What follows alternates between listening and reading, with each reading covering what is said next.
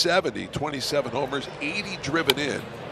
In the air to center, and Victor hardly had to move. Miles Michaelis, 3 up. Welcome to Baseball Extra, your ultimate destination for everything baseball. Get ready for an in-depth breakdown of a thrilling matchup that had us on the edge of our seats. We're diving deep into every play, every strategic move, and every moment that defined this exciting game. You won't want to miss our analysis, so let's jump right in. What a night it was for baseball fans. Tonight, we witnessed a spectacular pitching duel and some clutch hitting that truly showcased the essence of America's pastime. The atmosphere was electric, and the plays were nothing short of memorable. Let's kick things off by dissecting the phenomenal performance of Miles Mikolas. He wasn't just good, he was exceptional, especially after a challenging outing in Tampa Bay. Mikolas really bounced back, delivering 5 solid innings, conceding just 1 earned run, walking 1, and fanning 5 Pirates. His command was pinpoint, a true testament to his ability as a pitchmaker. He consistently located his pitches on the corners, making life incredibly difficult for the opposing batters. When he needed to bury that breaking stuff, he did it with precision, keeping the Pirates off balance throughout his time on the mound. It was a masterclass in strategic pitching, setting the tone for the Cardinals. Remember that prior outing in Tampa Bay where he struggled, lasting only 2 2/3 innings? Well, tonight was a completely different story. This is the Mikolas we know and love, resilient, focused, and utterly dominant. He faced Brent Rooker, the designated hitter, who came into this game hot, going 5 for his last 14 with 27 homers and 80 RBIs. But Mikolas made quick work of him, forcing Rooker to pop one up to center field where Victor Scott, too, barely had to move. 3 up, 3 down for Mikolas. What a start, showing exactly why he's a crucial part of this Cardinals baseball lineup.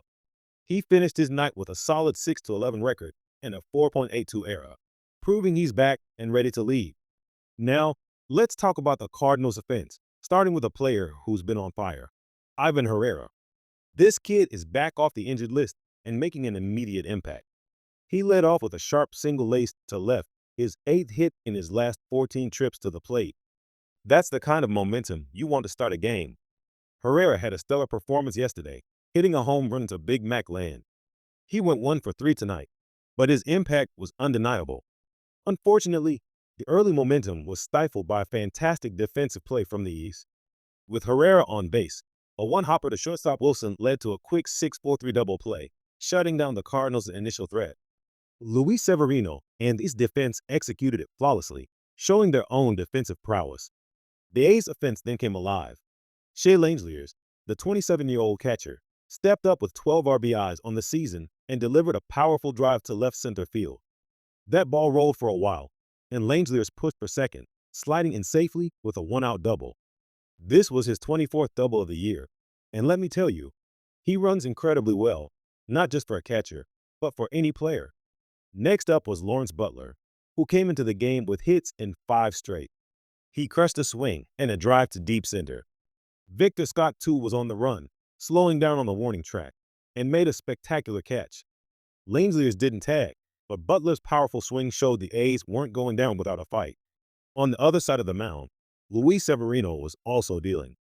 Facing Nolan Gorman in the bottom of the second, Severino battled him through a 3-2 count before striking him out with a nasty sweeper. That was the first out, and Severino was just getting started. He followed that up by striking out the side, including Jimmy Crooks, with a perfectly placed called strike 3 at the knees. Severino was looking incredibly sharp, facing the minimum through these early innings. His ability to execute his pitches, especially that sweeper, was a key game changer.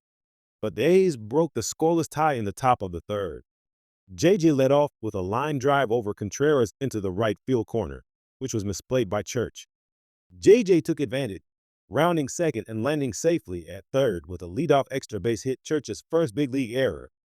JJ jumped on the first pitch he saw, showing aggressive base running in this scoreless game. With a runner on third and 1 out, Nick Kurtz stepped to the plate. He drove a 1-0 pitch to right center field, a ball that was certainly trouble.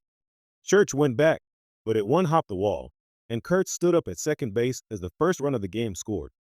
It was 1-0 A's. That ball was absolutely scalded off the bat of Kurtz, a testament to his power. The Cardinals desperately needed a response, and respond they did. Victor Scott, too, who we're so glad to have back after missing 2 weeks with an ankle injury, delivered a crucial shot to the left side and threw for a base hit. Love to see that. The Cardinals now had 2 singles, creating a dangerous situation. Nathan then hammered a pitch up the middle for another base hit, sending Victor Scott to the third. Church also got his first hit of the series, putting runners on first and third with 1 out. The Cardinals definitely had something brewing in the bottom of the third. However, the A's defense, and particularly Luis Severino, continued to impress. On a sharply hit ball to first, Severino made an incredible pivot, moving with astonishing quickness to get the throw off right on time, getting the out at first. His athletic ability on the mound is truly remarkable. Despite the Cardinals' efforts, a bouncing ball to second, fielded by Goff, retired the side. Severino faced 4 batters in the third but posted another 0, showcasing his composure under pressure. As we moved into the 5th inning, Miles Mikolas was still on the mound, holding the A's to a narrow 1-0 lead. Goff led off with a line drive base hit down the left field line that tucked into the corner, giving him another extra base hit and a leadoff double. That was the 3rd straight leadoff hit for the A's offense tonight, a sign of their persistence. The Cardinals' defense, however, rose to the occasion. A quick pickoff throw to first after a Gorman to third plate resulted in 2 outs. The A's, despite their efforts, were 1 for 8 tonight with runners in scoring position. The Cardinals were not looking to give them any more chances, intentionally walking Nick Kurtz to face Jacob Wilson, who had grounded out to third in his previous 2 at-bats. Wilson then popped one up, ending the threat and sending us to the bottom of the 5th, still a 1-run game. Luis Severino continued his masterful performance in the bottom of the 5th, striking out Forney with a perfectly executed sweeper at the top of the zone. Another 1-2-3 inning for Severino, bringing his strikeout total to 4. What a job by the right-hander, especially fresh off an oblique issue. Severino's night concluded after 5 strong innings, leaving the game in the hands of the bullpen. Now for the turning point. In the bottom of the 6th, with 2 outs, the right-hander Kelly came on to face the red-hot Ivan Herrera. Herrera, who we mentioned earlier has been absolutely crushing the ball, delivered a swing and a drive hit high in the air to left center. This ball had all the distance. And it's gone. A 2-run homer. Just like that, the Cardinals turned a 1-run deficit into a 1-run lead. It's 2-1 Redbirds. I told you, you ask Herrera to get beat, and he hits another homer. We showed you the numbers before the game. His last 12 at-bats have been incredible, and he's now homered in back-to-back games. What a pretty swing. A true display of power hitting. This was the moment the Cardinals needed, the spark that ignited their comeback. The crowd erupted, and the dugout was electric. This is what October baseball feels like, even in the middle of the season. In the top of the 7th, with the Cardinals now leading 2-1, Swanson took over for Mikolas, who had a tough but effective outing. 6 innings, 5 hits, and 1 run. Swanson immediately showed his stuff, striking out Lawrence Butler with a nasty cutter for the first out. He quickly followed that up with a fly ball to right, easily handled by Church, completing a quick 1-2-3 inning.